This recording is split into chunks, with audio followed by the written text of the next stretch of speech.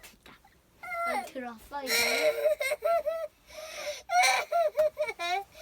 미미가 떼굴떼굴. 아 이쪽에 있으면 더 잘 들리는 가까우니까.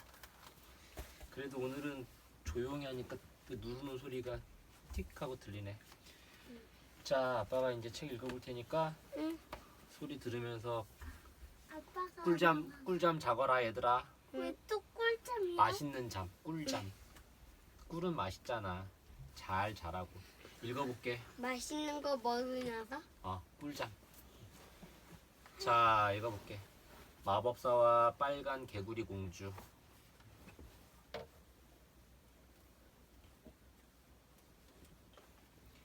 오늘도 공주는 예쁜 빨간색 옷을 입고 빨간색 리본을 맸어. 공주는 예쁜 것을 너무너무 좋아해. 그 중에서도 빨간색을 아주 좋아하지. 귀걸이도 빨간색, 구두도 빨간색, 모두 예쁜 빨간색이야. 어느 날 왕궁에 마법사가 찾아왔어. 임금님, 마법사가 필요하지 않으신가요? 마음에 안 드는 건 마법으로 망가뜨릴 수도 있어요. 그러자 공주가 얼굴을 찡그리며 말했어. 못생긴 마법사가 마음보도 고약하네. 순간 마법사의 얼굴이 일그러졌지. 마법사는 왕궁을 떠나기 전 몰래 공주에게 다가갔어. 수리수리 술수리 마하수리 파하수리. 순간 펑 소리가 나면서 놀라운 일이 벌어졌어. 공주는 사라지고 빨간 개구리 한 마리만 남은 거야. 마법사 일행이 왕궁을 떠나고 얼마 후 왕궁에 소동이 벌어졌어. 공주가 대체 어디로 간 거냐? 어서 공주를 찾아라. 하지만 어디에서도 공주를 찾을 수 없었어. 며칠이 지나도 공주를 찾을 수 없자 임금님은 마침내 온 나라에 방을 붙였어. 공주를 찾아오는 자에게는 큰 상금을 내리고 사위로 삼겠노라. 아빠, 내 타이가 뭐야? 사위는 내 딸의 신랑을 사위라 그래. 그러니까 엄마의 아빠는 용수 할아버지지. 용수 할아버지가 아빠를 부를 때는 사위라고 부르는 거야. 사위.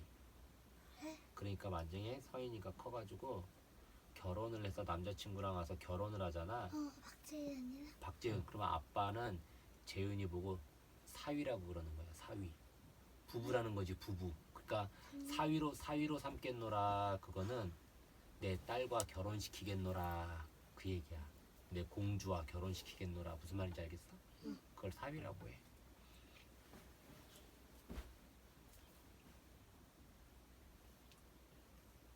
어디까지 읽었어?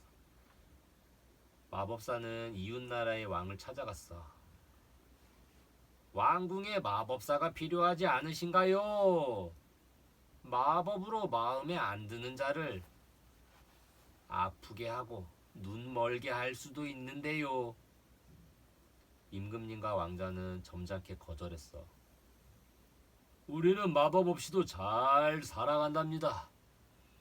그때 마법사의 주머니에서 빨간 개구리가 폴짝. 이야, 빨간 개구리잖아. 왕자는 살금살금 걸어가 빨간 개구리를 덥석 잡았어. 그 뒤로 왕자는 무엇이든 빨간 개구리와 함께했어. 밥 먹을 때도 빨간 개구리와 함께, 운동할 때도 빨간 개구리와 함께, 책을 볼 때도 빨간 개구리와 함께, 잠잘 때도 빨간 개구리와 함께, 꿈속에서도 빨간 개구리와 함께했지. 얼마 후 마법사가 다시 공주의 나라에 오게 되었어. 그리고 거리에 붙은 방을 보았어. 이게 웬 떡이냐? 빨간 개구리. 아니, 공주를 데리고 가면 내가 왕의 사위가 되는 거야. 하지만 곧 빨간 개구리를 잃어버렸다는 것을 알았지. 빨간 개구리를 어디서 잃어버린 거지? 마법사는 여기저기 빨간 개구리를 찾으러 다녔어. 그러다가 이상한 소문을 들었어. 왕자님이 글쎄 빨간 개구리랑 산다지 뭐야? 나도 들었어. 빨간 개구리라지? 마법사는 빨간 개구리가 있는 곳을 알아차렸어. 마법사는 곧바로 왕자가 사는 왕궁으로 가 멋진 선물을 내놓으며 말했어. 폐하, 제가 이곳에서 지난번에 작은 개구리 한 마리를 잃었습니다. 소문을 들으니 이곳에 있다더군요. 마법사의 말에 왕자는 깜짝 놀랐어.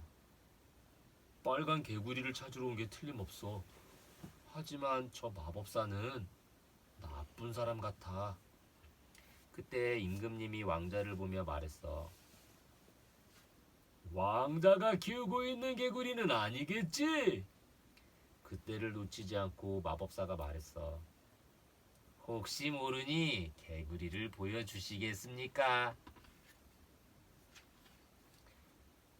개구리를 보여주기 전에 물어볼 게 있습니다.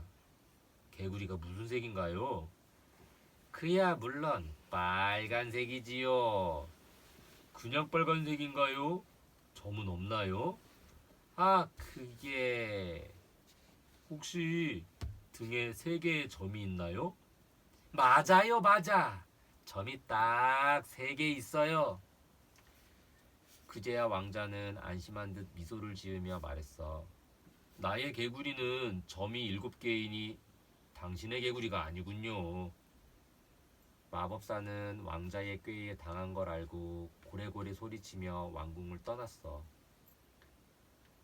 빨간 개구리 공주, 나를 따라오지 않으면 평생 개구리로 살아야 할 거야.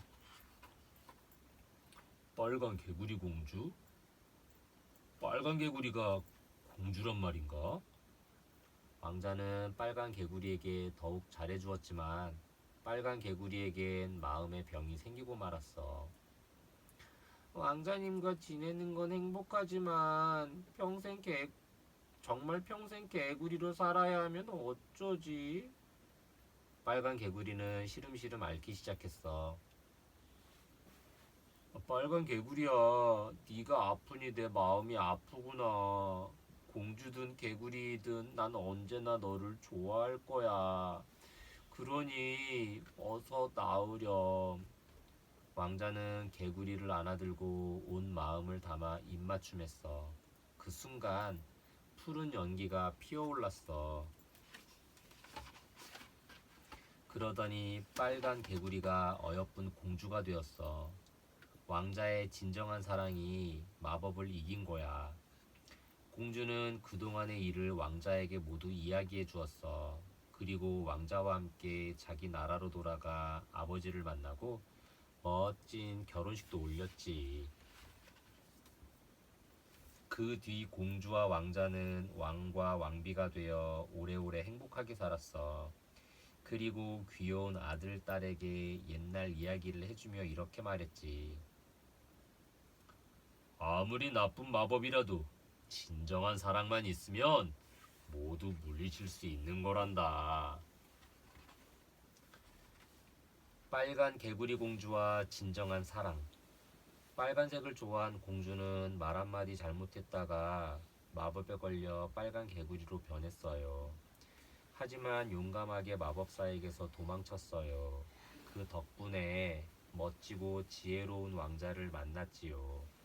왕자는 공주를 보살펴주고 위기에서 구해주었어요. 또 개구리의 모습을 하고 있는데도 진정한 사랑으로 입맞춤해 주었어요. 그러자 기적처럼 나쁜 마법이 풀리게 되었지요. 진정한 사랑은 이처럼 아무리 나쁜 마법이라도 물리칠 수 있어요. 빨간 개구리가 정말 있나요? 개구리라고 하면 보통 초록색을 떠올리지만 빨간색 개구리도 있어요. 대개 독개구리예요. 나에게 독이 있으니 조심해! 라고 일부러 눈에 띄는 색을 하고 있는 거예요. 독개구리는 전 세계 여러 곳에 살고 있지만 중앙아메리카와 남아메리카에 가장 많아요.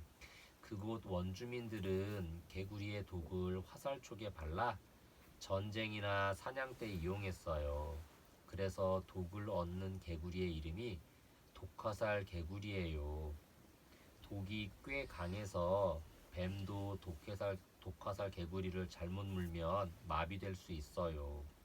만졌을 때 사람이 죽을 만큼 강한 독을 가진 개구리도 있대요.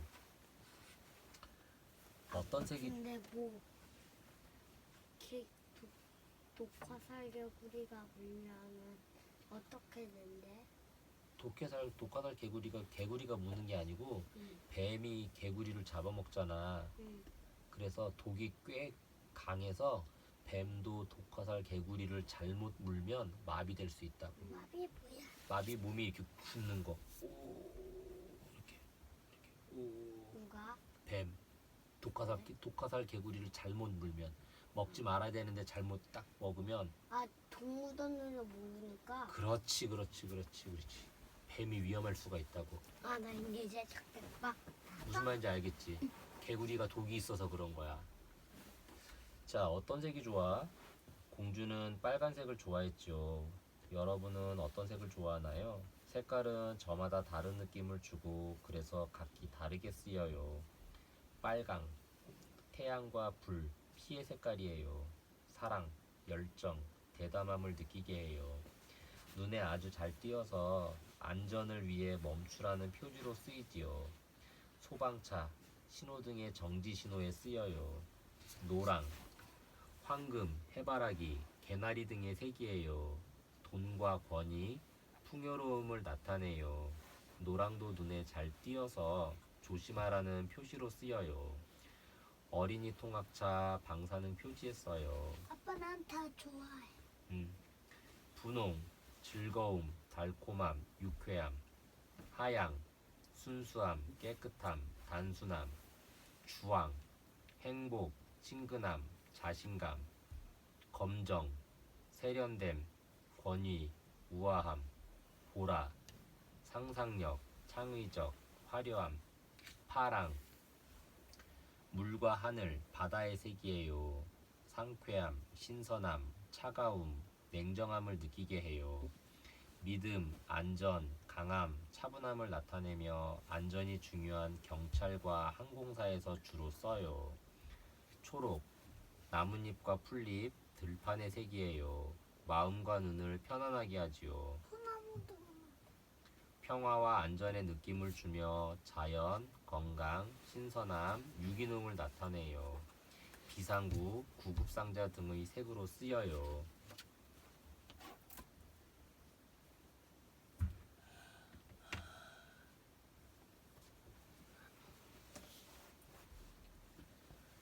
왕자님과 함께 회오리 춤을.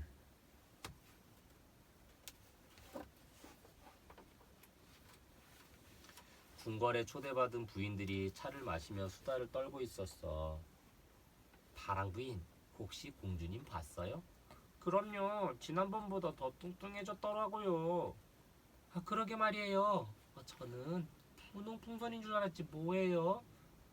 어머, 분홍풍선이라니 말이 심하네요. 심하긴요. 이웃나라에서는 뚱뚱이 공주라고 한다던데요. 공주는 오늘도 맛있는 음식을 와구와구 짭짭 먹었어. 공주야, 이제 그만 먹으렴. 벌써 배가 볼록 나왔잖니. 냠냠, 난 맛있는 게 좋단 말이에요. 허허, 그래.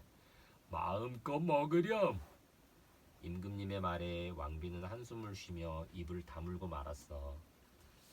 공주는 점점 뚱뚱해져서 숨쉬기조차 힘들어지고 말았어.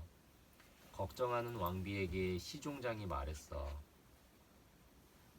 왕비님, 다이아트라는 자가 먹는 병을 고치고 몸무게를 줄이는데 아주 뛰어나다고 합니다. 그래요? 그럼 당장 그 사람을 불러오세요. 왕비가 다이아트에게 공주를 날씬하게 만들어달라고 하자 다이아트는 공주가 먹는 음식을 보여달라고 했어. 우와, 이 많은 음식을? 다이아트는 앞으로 공주가 식사를 하는 동안 자기 외에는 아무도 들어오면 안 된다고 했어. 다음 날부터 공주의 방은 음식이 들어갈 때만 열렸어. 가끔 툭탁거리는 소리가 들렸지만 아무도 들어가 보지 않았어. 그랬다간 공주가 더 뚱뚱해질 거라고 했기 때문이야. 그런데 열흘 뒤 공주가 문을 열고 뛰쳐나오더니 픽 쓰러져 울음을 터뜨렸어. 아, 배고파. 더 이상 못 참겠어요. 그 뒤로 다이아트가 손에 고기를 든 채 뒤뚱뒤뚱 걸어 나왔어. 아니, 호리호리하던 다이아트는 어디 가고 뚱뚱이 먹고 가. 모두 배불뚝이가 된 다이아트를 보고 놀라 입을 딱 벌렸어. 나한테는 계속 쓴 콩만 먹게 하고 맛있는 음식은 다이아트가 다 먹었어요. 공주가 눈물을 뚝뚝 흘리며 말했어. 뭐라고? 공주를 날씬하게 만들랬지. 굶기라고 했느냐? 저놈을 잡아 눈물이 쏙 빠지게 혼내주어라. 임금님이 화가 나 고래고래 소리치자 다이아트는 불이 났게 도망치며 큰 소리로 외쳤어. 천년 묵은 멧돼지가 공주를 노리고 있으니 조심하세요. 그동안 잘 먹은 값으로 알려드리는 겁니다. 그리고 성문 밖으로 쏜살같이 사라져버렸어. 왕비는 다시 걱정에 빠졌어. 어떻게 해야 공주를 날씬하게 만든다. 그때 한 시녀가 다가와 사근사근하게 말했어. 왕비마마, 요즘 끈으로 살을 빼는 마술사가 유명하던데 그 사람에게 부탁해보면 어떨까요? 왕비는 끈으로 살을 빼주는 마술사를 데려오게 했어.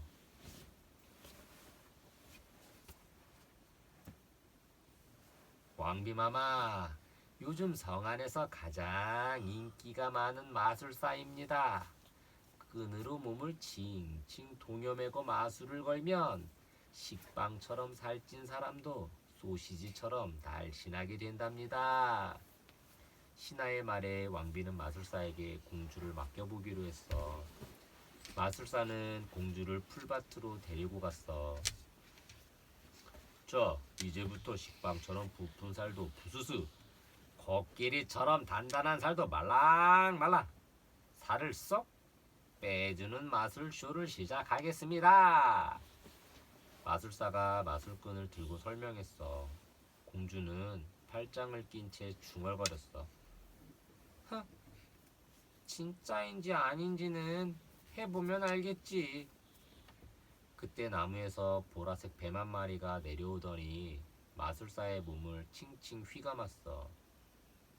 에이, 하찮은 뱀 녀석이 감히 나를 방해해? 마술사는 커다란 멧돼지로 변해 보라색 뱀과 싸웠어. 공주가 놀라 비명을 지르자 임금님과 왕비가 뛰어나오고 그 사이 멧돼지와 보라색 뱀은 어디론가 사라져버렸어. 왕비가 낮의 일을 생각하며 침대에 누우려 할 때였어. 으악! 아무도 모르는 사이에 보라색 뱀이 들어와 있었어. 왕비님, 놀라지 말고 제 말을 들어주세요. 저는 이웃나라 왕자인데 마술사의 꿰매 빠져 뱀이 되었어요. 낮에 본 멧돼지가 마술사인데 이번엔 공주를 노리고 있어요. 보라색 뱀은 마술사를 물리치고 마법을 풀기 위해 왕비의 도움이 필요하다고 했어. 보름 동안 아무도 모르게 황금꽃에 맺힌 이슬을 받아주세요. 다음 날부터 왕비는 새벽에 몰래 뜰로 나왔어. 황금꽃의 이슬을 받아서 보라색 뱀에게 주었지. 이걸 마시고 우리 공주를 지켜줘야 해. 보라색 뱀은 알았다는 듯 인사를 하고 사라졌어. 그런데 14째 날 새벽 시녀가 그 모습을 보고 말았어. 해구머니라, 왕비님이 뭘 하시는 거지? 시녀가 임금님에게 달려가는 것을 보고 보라색 뱀이 한탄하듯 말했어. 아, 하루만 더 마시면 되는데 들켜버렸으니 다 틀렸어요. 하지만 보라색 꽃이 있으면 멧돼지를 잠들게 할 수 있는데. 보라색 뱀은 그 말을 남기고 사라졌어. 왕비는 공주의 옆에서 깜빡 잠이 들었어. 그런데 꿈에 보라색 꿈이 나타나 한숨을 쉬며 말했어. 아, 누가 왕궁 뒷숲으로 보라색 꽃을 가져오면 멧돼지를 물리칠 수 있는데. 잠에서 깬 왕비는 꽃병에 꽂힌 보라색 꽃을 보았어. 왕비는 꿈이 진짜같이 느껴졌지. 왕비가 보라색 꽃을 들고 왕궁 뒤 숲으로 가니 멧돼지가 보라색 뱀을 구덩이에 넣으려 하고 있었어. 하지만 멧돼지는 보라색 꽃을 보자 힘을 잃고 스르르 잠이 들었어. 왕비는 얼른 멧돼지를 구덩이로 밀어 넣었지. 그 순간 펑 소리와 함께 보라색 뱀이 멋진 왕자로 변했어. 며칠 후 성대한 잔치가 열렸어. 마법사를 물리치고 왕자의 마법이 풀린 것을 축하하는 잔치였어. 나와 함께 춤을 추시겠습니까? 왕자는 공주에게 춤을 청했어. 둘은 손을 잡고 음악에 맞추어 사뿐사뿐 빙그르르 춤을 추었어. 공주는 매일같이 왕자의 춤을 추었어. 궁궐에서도 풀밭에서도 사뿐사뿐 빙그르르. 그 모습이 마치 회오리 치는 듯해서 사람들은 그 춤을 회오리 춤이라 부르며 따라 추었어. 어느새 공주의 이름도 회오리 공주라고 불리게 되었지. 그러는 사이 공주는 몰라보게 날씬해졌어. 그동안 아무리 애써도 날씬해지지 않더니 왕자와 춤을 추니 날씬해질 줄을 누가 알았겠어요? 그러게 말이요. 임금님과 왕비도 사뿐사뿐 빙그르르. 하지만 뚱뚱한 임금님은 빙그르르 돌다가 엉덩방아를 쿵. 아이쿠, 날씬해지는 게 쉬운 일이 아니구나. 그걸 본 공주가 왕자에게 속삭였어. 아버지는 내가 날씬해지려고 춤을 추는 줄 아시나 봐요. 우리가 회오리 춤을 출 때마다 마법사 멧돼지가 회오리 치듯 구덩이로 빨려 들어가기 때문인데. 그렇죠? 그럼요. 그렇고 말고요. 왕자가 즐겁게 춤을 추며 대답을 했지. 회오리 공주의 살 빼기 비법. 공주는 먹는 걸 무척 좋아해요. 그래서 마음껏 먹다 보니 살이 너무 쪘지요. 건강마저 나빠지자 왕비는 좋다는 방법은 다 써가며 공주의 살을 빼주려고 해요. 하지만 번번이 실패하다가 천년 묵은 멧돼지가 공주를 노리고 있다는 사실을 알게 되고 멧돼지의 마법에 걸린 왕자도 알게 돼요. 어머니의 정성 어린 노력으로 마침내 멧돼지를 물리치고 공주가 왕자를 만나 날마다 회오리 춤을 추니 그제야 공주는 날씬해져요. 공주가 날씬해지는 데는 왕자님과 함께 춤을 추는 것이 많은 도움이 되었어요. 살 빼는 비법은 사람마다 다르겠지만 아무래도 스스로 하고 싶어서 하는 게 최고겠지요? 사람들은 왜 살을 빼려 할까요? 뚱뚱하면 예쁘지 않기 때문에? 물론 그런 생각으로 살을 빼는 사람도 있어요. 하지만 진짜 중요한 이유는 지나치게 살찌면 병에 걸릴 위험이 높기 때문이에요. 비만인 사람은 고혈압, 당뇨병, 동맥경화, 고지혈증 같은 성인병에 걸릴 위험이 높아요. 이 병들은 주로 성인이 되었을 때 많이 걸려서 성인병이라고 하는데 요즘은 어린이들도 성인병에 많이 걸려요. 어린 시절에 비만이면 어른이 되어서도 비만이 되기 쉬운 만큼 운동을 열심히 해서 비만이 되지 않게 해야 해요. 비만이 뭐라고? 겨우 100년 전만 해도 사람들은 먹을 것이 모자라 걱정했어요. 그런데 요즘은 먹을 것이 넘쳐나 비만을 걱정하는 사람들이 많아졌지요. 비만과 관련된 말들을 알아볼까요? 체지방. 몸속에 저장되어 있는 지방을 말해요. 우리 몸은 먹은 음식물을 움직이고 자라거나 건강을 유지하는 데 써요. 그리고 남은 것은 지방으로 저축해 놓았다가 필요할 때 꺼내 쓰지요. 이 저축해 놓은 지방이 체지방이에요. 요요 현상. 요요는 실이 달려 있어서 힘껏 내던지면 멀리 갔다가 다시 돌아오는 장난감이에요.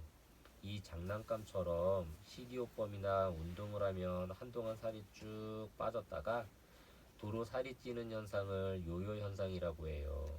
우리 몸은 혹시 못 먹을 때를 대비해서 체지방을 저축해 놓는데 갑자기 체지방이 줄어들면 그것을 채워 놓으려고 다른 데 쓰는 것을 줄이기 때문이라고 해요.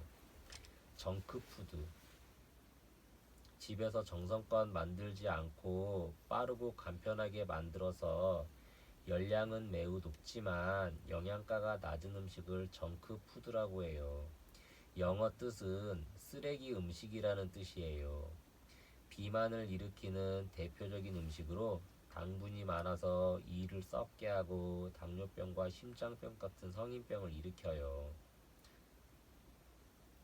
다이어트. 원래는 병을 치료하기 위해 식사를 조절하는 것을 다이어트라고 했어요. 지금은 살을 빼기 위해 먹는 것을 줄이거나 조절하는 것을 모두 다이어트라고 해요.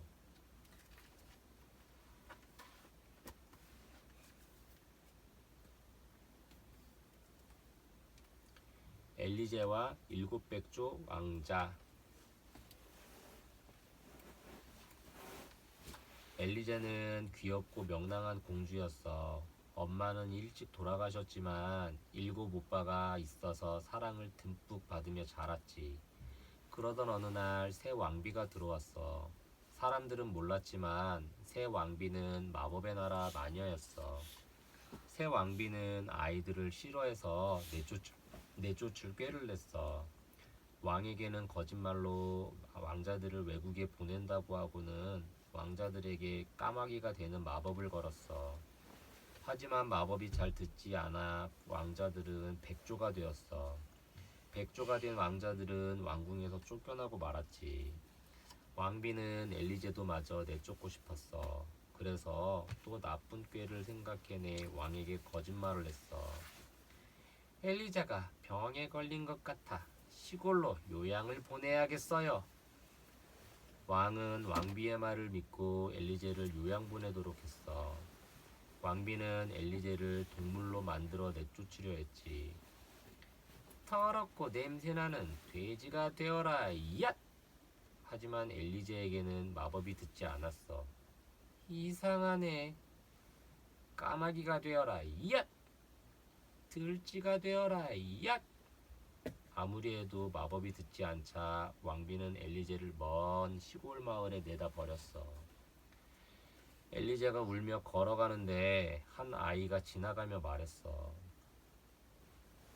왕관을 쓴 아가씨가 왜 이런 곳에서 울고 있지? 호숫가에 있는 왕관을 쓴 백조가 7마리, 여기엔 왕관을 쓴 아가씨가 있네. 엘리제는 백조들이 오빠들일 거라고 생각했어. 엘리제는 호수를 향해 부지런히 뛰어갔어. 호수에 도착했을 때는 이미 해가 뉘어 지고 있었지. 그때 7마리 백조가 사람으로 변하며 내려앉았어. 오빠! 엘리제는 오빠들에게 힘껏 달려갔어. 오빠들은 날지 못하는 엘리제를 위해 그물을 만들었어. 그 그물에 엘리제를 태우고 날았지. 하지만 위험할 때도 많았어. 어느 날은 바다 위를 날다 해가 기우는데 육지를 찾지 못했어. 해가 지면 아래로 떨어질 텐데 어떡하지? 그때 한 오빠가 섬을 발견했어. 일곱 왕자와 엘리제는 겨우 섬에 내려앉을 수 있었지. 다음날 엘리제는 오빠들에게 말했어. 나를 태우고 다니는 건 위험하니 난 여기 있을게. 그때부터 엘리제는 바닷가 언덕에서 지내게 되었어. 그러던 어느 날 첫째 오빠가 말했어. 우리의 마법을 풀어줄 비밀이 마법의 나라에 있다는구나. 오빠들은 마법의 나라로 날아가 비밀이 적힌 은빛 두루마리를 물어왔어. 두루마리에는 마법이 듣지 않는 여자가 한마디도 하지 않고 쐐기풀 옷을 짜서 백조에게 입혀야 백조가 다시 사람이 될 수 있다고 적혀 있었어. 나는 마법이 듣지 않으니 내가 옷을 짤게. 엘리자가 오빠들에게 말했어. 엘리제는 그때부터 입을 굳게 닫은 채 쐐기풀을 뜯어 옷을 만들기 시작했어. 쐐기풀은 가시가 있어 따갑고 쓰라렸지만 엘리제는 꾹 참고 쐐기풀 옷을 짰어. 그러던 어느 날 이웃나라 왕이 엘리제를 보았어. 왕은 엘리제를 사랑하게 되어 궁전으로 데려갔지. 엘리제는 왕비가 되었지만 말 한마디 하지 않고 계속 쐐기풀 옷을 짰어. 쐐기풀이 떨어지면 무덤가로 가서 쐐기풀을 뜯었지. 쐐기풀은 무덤가에서 많이 자라거든. 그걸 본 한 신하가 왕에게 말했어. 폐하, 왕비는 마녀인 게 틀림없습니다. 왕은 엘리제가 무덤가에서 쐐기풀을 뜯는 것을 보고 신하의 말을 믿게 되었어. 그 당시에는 마녀로 알려지면 불에 타 죽는 벌을 받게 돼 있었어. 그럼에도 불구하고 엘리제는 끝까지 말을 하지 않았어. 드디어 엘리제가 벌을 받는 날이 되었어. 엘리제는 여전히 쐐기풀 옷을 짜는 일을 멈추지 않았지. 이제 마지막 한 벌만 완성하면 돼. 그때 어디선가 7마리 백조가 날아왔어. 엘리제는 얼른 화영대 위로 올라가 백조들을 향해 7벌의 쐐기풀 옷을 휙휙 집어던졌어. 엘리제가 짠 쐐기풀 옷이 몸에 닿자 백조들은 왕자로 변해 땅에 사뿐 내려섰어. 오빠, 오빠. 엘리제가 눈물을 흘리며 오빠들을 불렀어. 엘리제는 그제야 입을 열어 그동안의 일을 낱낱이 밝혔어. 왕은 엘리제를 다시 왕비로 맞아들이고 7왕자도 궁궐에서 함께 살게 해주었어. 얼마 후 7왕자는 자기 나라로 돌아가 새 왕비를 몰아내고 쓰러져 가던 자기 나라를 일으켜 세웠어. 그 뒤로 그 나라에는 쐐기풀 공주와 백조 왕자들이 나라를 구했다는 전설이 전해졌대. 오빠들을 위해 자기를 희생한 엘리제 공주. 엘리제는 백조가 되어버린 오빠들을 위해 입을 꼭 다문 채 쐐기풀 옷을 짜요. 쐐기풀은 닿기만 해도 따갑고 쓰라린 풀인데 그걸 뜯어 실을 만들고 옷을 짰으니 얼마나 아프고 쓰라렸을까요? 하지만 엘리제는 그 모든 아픔을 꾹 참고 견뎠어요. 그뿐인가요? 쐐기풀이 떨어져 무덤가에 뜯으러 갔다가 마녀로 몰려 화형을 당하게 되었는데도 변명 한마디 하지 않았어요. 말을 했다가는 오빠들을 구할 수 없다는 것을 알기 때문이지요.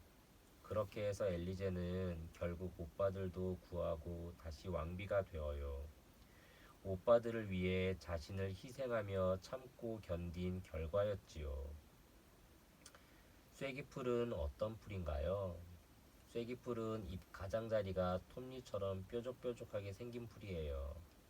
잎사귀와 줄기에 작은 바늘 같은 가시털이 가득 나 있는데 거기에 개미산이 들어있어서 스치기만 해도 매우 쓰라려요. 엘리제 공주는 이런 쓰라림을 참고 쐐기풀을 뜯어 실로 만들어 옷을 짠 거예요. 실제로 유럽에서는 목화로 실을 뽑을 수 있게 되기 전까지 이 쐐기풀로 실을 만들었다고 해요. 쐐기풀로 만든 실은 매우 질겨서 베개 돛이나 밧줄, 군복 등에 쓰였어요. 쐐기풀은 찔리면 매우 쓰라리지만 뱀 독을 푸는 약으로도 쓰여요. 마녀가 진짜 있었나요? 동화에는 마녀가 잘 나와요. 그런데 마녀는 진짜 있을까요? 마녀는 어떤 사람일까요?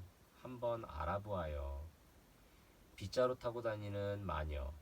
동화 속에 나오는 마녀는 매부리 코에 턱은 뾰족하며 까만 고깔 모자를 쓴 채 빗자루를 타고 하늘을 날아다녀요. 마술을 부려 온갖 못된 짓을 일삼아요. 이런 마녀의 모습은 중세 유럽 사람들의 생각 속에서 만들어진 것이에요. 당시에 전쟁과 전염병으로 사람들이 살기가 어려워지자 모든 게 마녀 탓이라는 소문이 돌았는데 마녀가 악마와 계약을 맺고 마술을 부릴 힘을 얻어서 나쁜 짓을 일삼는다고 생각했어요. 일부러 이런 소문을 퍼뜨리기도 했지요. 억울하게 화형당한 마녀들. 사람들이 마음에 안 드는 여자를 마녀 같다고 일러바치기만 하면 붙잡아다 지독한 고문을 했고 견디다 못해 마녀라고 자백하면 화형, 불에 태워 죽이는 일을 했어요. 중세 유럽에서는 이런 일이 매우 많이 일어났는데 이것을 마녀 사냥이라고 해요. 중세 시대에 마녀 사냥으로 죽은 여자들이 수만 명이었다고 해요. 농부의 딸로 태어나 백년 전쟁에서 프랑스를 승리로 이끈 잔다르크도 억울하게 마녀로 몰려 화형을 당했지요.